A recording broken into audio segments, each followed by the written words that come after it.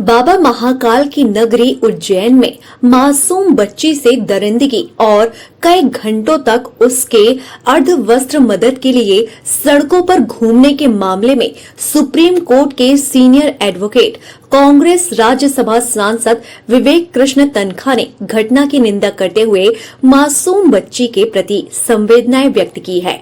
जबलपुर में मीडिया से चर्चा में विवेक तन्खा ने कहा कि ये कैसी विडंबना है कि देश और प्रदेश की डबल इंजन सरकार महिला सशक्तिकरण की बात करती है और प्रदेश में मासूम बच्ची रेप पीड़ित होने के बाद मदद की दरकार लगाने घंटों सड़कों पर भटकती है, लेकिन उसकी मदद के लिए कोई आगे नहीं आता। अब ये बताओ, महिला सशक्तिकरण की हम बात करते हैं और छोटी सी बच्ची को बचा नहीं पाते, और वो बेचारी रेप, चलो किसी ने रेप किया, वो हो सकता है उस वक्त कोई उपलब्ध नहीं था मदद करने के लिए, बट उसके बाद जो बाहर आई और मदद की गुहार लगा रही थी।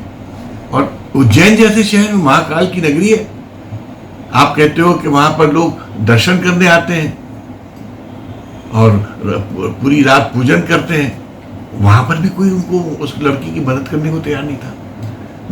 मैं तो शर्म में डूब गया हूँ कि ऐसे समाज में हम लोग रह रहे हैं जहाँ पर हम लोग महिला सशक्तिकरण की बात करते हैं बट एक बच्चे को भी नहीं बचा पाते हैं।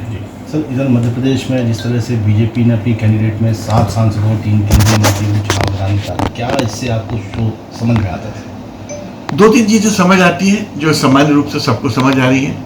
एक तो सबसे पहले आश्चर्य हुआ कि जो लोग जिनको बीजेपी ने फील्ड किया है, चाहे वो कैलाश भाई हो, प्रहलाद सिंह जी हो, फगन जी हैं, तोमर साहब हैं, ये सभी और भी लोग हैं, इन सबको जो इन्होंने फील्ड किया है, तो ये सब कैबिनेट मिनिस्टर्स थे सेंटर के। सालों पहले कभी अगर एमएलए का चुनाव लड़ा होगा तो लड़ा होगा, उसके बाद ये लोकसभा लड़ा करते थे। अब वो कहां से कहां पहुंच गए थे। It is like Vivek Tankha supreme court में प्रैक्टिस कर रहा है और सडनली उसको बोला जाए कि तुम जाओ डिस्ट्रिक्ट कोर्ट में प्रैक्टिस करो या नीचे की अदालत में प्रैक्टिस करो। तो ये एक नॉर्मल घटना नहीं है। अब नॉर्मल घटना नहीं है तो इसके हम इससे क्या समझे कि या तो ये बीजेपी का पैनिक रिएक्शन है और बीजेपी इन लोग के माध्यम से अपने आप को कंसोलिडेट करना चाहती है। बट कंसोलिडेशन के पहले ये तो सोचो कि जिस व्यक्तियों के साथ आपने, कितने सम्मानित व्यक्ति हैं, कितने वरिष्ठ व्यक्ति हैं, देश के नेता हैं सब, और आप उनको एक छोटे से एमएलए की चुनाव में भेज देते हो। कैलाश जी ठीक तो कह रहे थे कि कहते मैं सपने में भी सोच सकता था कि मुझे भेजा जाएगा, एंड हो सकता है दूसरों ने भी नहीं सोचा होगा, मगर वो बोल नहीं रहे हैं क्योंकि निष्ठावान लोग हैं सब।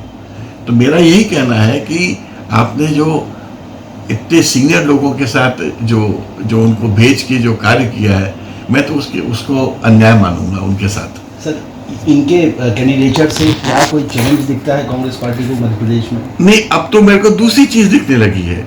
बीजेपी सीनियर बुजुर्ग उनको फील्ड करके अपना आप को बचाना चाहती है, जबकि मेरा कहना है ये यूथफुल इंडिया है, यंग इंडिया है। 65% लोग यंग हैं। आपको तो यंग टैलेंट को ढूंढना चाहिए था, उनको फील करना चाहिए था। Young talent from SC, ST, OBC, general category. इस साल इतने साइंटिफिक टेम्पर्स के बच्चे हैं। मैंने तो कांग्रेस पार्टी से अपील की है कि आप 45 एंड लेस में कम से कम 100 सीट दीजिए, इफ नॉट मोर। आप ये इंडिया या ये प्रदेश तभी आगे बढ़ेगा जब आप पास्ट को लेके चुनाव लड़ोगे तो कुछ नहीं होगा। आप फ्यूचर को लेके चुनाव लड़ो। फ्यूचर, भविष्य युवाओं का है। अब ये बेचारे बुजुर्ग लोग आ जाएंगे, अब इनमें से किसको आप चीफ मिनिस्टर बनाओगे? 4 में से एक को। मैं 1 मिनट के लिए सोच लेता हूं कि वो चारों जीत रहे हैं, 1 मिनट के लिए मैं ये भी सोच लेता हूं कि बीजेपी जीत रही है, तो आप इनमें से एक ही को चीफ मिनिस्टर बनाओगे और 3 को क्या करोगे? और दूसरे जो राकेश सिंह जी टाइप के लोग हैं वो भी बड़े सीनियर लोग हैं, सबको क्या मंत्री बनाओगे कि यहाँ स्टेट के? क्या मतलब ये इतना विचित्र चीज है जो हो रही है। इससे तो उनकी पार्टी में आई एम श्योर आगे पीछे डिबेट होगा कि क्या इतने बड़े सीनियर वरिष्ठतम लोगों के साथ इस प्रकार का व्यवहार होना चाहिए था कि नहीं होना चाहिए था। मैं तो शॉक्ड हूं, पर इसके आगे मैं क्या कह सकता हूं। आप कांग्रेस के लिए क्या मैंडेट एक्सपेक्ट कर रहे हैं? मैं तो कांग्रेस से कह रहा हूं इन चीज़ों से बिल्कुल विचलित मत हो। बुजुर्गों की चुनाव, ये बुजुर्गों का चुनाव है ही नहीं, ये युवाओं का चुनाव है। आप तो बढ़िया बढ़िया यंग लोगों को ढूंढो, उनको टिकट दो, जो आपके NSUI, youth Congress, society, even सामाजिक रूप से जो लोग बच्चे अच्छे कर रहे हैं 30, 35, 40 साल के, और उनको लड़वाओ। वो इन सबको धराशायी कर देंगे, क्योंकि 65% of India is young India. वो इंडिया के एस्पिरेशंस को रिप्रेजेंट करते हैं। हम एक नया मध्य प्रदेश की कल्पना कर रहे हैं, एक बूढ़े मध्य प्रदेश की कल्पना नहीं कर रहे हैं। हम तो नया मध्य प्रदेश, युवाओं का मध्य प्रदेश चाहते हैं। जी सर, राष्ट्रपति आई हुई थी, उन्होंने कहा कि जुडिशरी में बहुत कम विमेन जजेस हैं, और उन्होंने ये उम्मीद जताई है, जस्टिस भी थे वहाँ पर, CJ भी थे स्टेट के, कि यहाँ प्रतिनिधित्व महिलाओं का बढ़ना चाहिए। ये तो सबकी चिंता है। हम 33% रिजर्वेशन की बात कर रहे हैं, जो हम कहते हैं 10 साल बाद आएगा।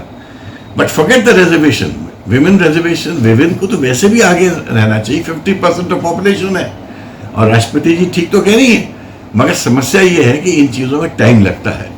भाषण से अगर आ जाए तो बहुत ईजी था। मुझे पता है कि जब आप लॉ कॉलेजेस में जाओ अब, तो मोर देन 50% स्टूडेंट्स आजकल नेशनल कॉलेज में लड़कियां हैं। क्यों हैं? क्योंकि लड़कियां अच्छा कर रही हैं। अब जब ये लड़कियां जब जज बनेंगी या वकालत करेंगी, आज से 10-20 पास आप देखना, 33% क्या 50% हो जाएगा।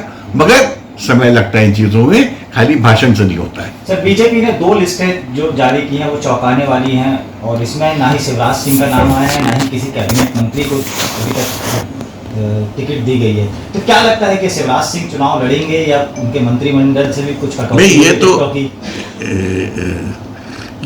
ये आंसर शिवराज सिंह जी दे सकते हैं, या बीजेपी का हाईकमांड दे सकता है। मैं क्या दे सकता, मैं थोड़ी दे पाऊंगा कि बीजेपी ने क्या सोचा है।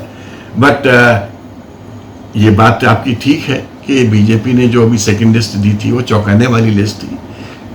उसको चौंकाने वाली लिस्ट कहो, या उनके डर दिखाती थी कि वो एक परेशान थे कि क्योंकि मुझे व्यक्तिगत पता है, मुझे बहुत सीनियर पुलिस ऑफिसर्स ने बताया था कि जो IB की रिपोर्ट है वो बहुत निराशाजनक थी बीजेपी के लिए। तो वो निराशाजनक रिपोर्ट से डर के, हो सकता है ये सब चीज़ें हो रही हैं, और बीजेपी हर पॉलिटिकल पार्टी प्रयास करती है अच्छा करने के लिए, और बीजेपी को लगता है कि सब। सांसद विवेक तनखा ने भाजपा के उस दूसरे लिस्ट के कैंडिडेट पर तंज कसा है कि जिसमें भाजपा ने केंद्रीय मंत्रियों और सांसदों को विधायक के चुनाव मैदान में उतारा है। सांसद विवेक तनखा का दावा है कि भाजपा ने यह सब IB की उस रिपोर्ट के आधार पर किया है, जिसमें भाजपा को विधानसभा चुनाव में हार बताई गई है। कांग्रेस सांसद ने कहा कि भाजपा बुजुर्गों को विधायक चुनाव लड़ा रही है, जबकि देश में 65% युवा हैं। उन्होंने कांग्रेस चुनाव प्रबंधकों से कहा कि कांग्रेस 30-35 साल के युवाओं को टिकट दे, तो भाजपा के ये बुजुर्गों को शिकस्त का सामना करना पड़ेगा। देखिए, सबसे पहले तो मैं ऐसे इंसिडेंट्स को पॉलिटिसाइज नहीं करता हूँ। ये दीज आर ह्यूमन इंसिडेंट्स जो कभी नहीं होने चाहिए। जो हमको अभी जो टेलीविजन चैनल्स में हमने देखा, जिस तरह से वो बेचारी बच्ची सड़क पर घूम रही थी और हेल्प मांग रही थी, और कोई हेल्प देने को तैयार नहीं था। मेरे को लगता है कि हम किस युग में रहे, कौन से युग में हम रह रहे हैं कि हम एक छोटी सी बच्ची जो खून से लथपथ है, उसको मदद करने को हम तैयार नहीं हैं। ये जो हमारा पूरा जो ढांचा है सोच का, राजनीतिक सोच का, प्रशासनिक सोच का, पब्लिक सोच का, उस पर एक प्रश्न चिन्ह उठाता है कि क्या इतने सालों के जो हमने कुशासन और शासन देखा है, उसका परिणाम ये है? ये लॉ एंड ऑर्डर आपकी पुलिस समझ, आप कितना उनको इक्विपमेंट दे रहे हो, कितने आप उनको मोबाइल दे रहे हो, कितने उनके पास वायरलेस और गाड़ियाँ, घोड़े सब दे रहे हैं आप उनको। Where is this police? ये कहाँ रहती है इस वक्त? तो मुझे तो बहुत अफसोस है ऐसा इंसिडेंट हुआ है, और मेरे को लगता है कि ये खाली पुलिस को कंडेम करने से कुछ नहीं है, ये पूरी सोसाइटी इसके लिए दोषी है। और हमने जिस तरह से इस सोसाइटी को क्रिएट किया, बनाया है, उसका ये परिणाम है। जी।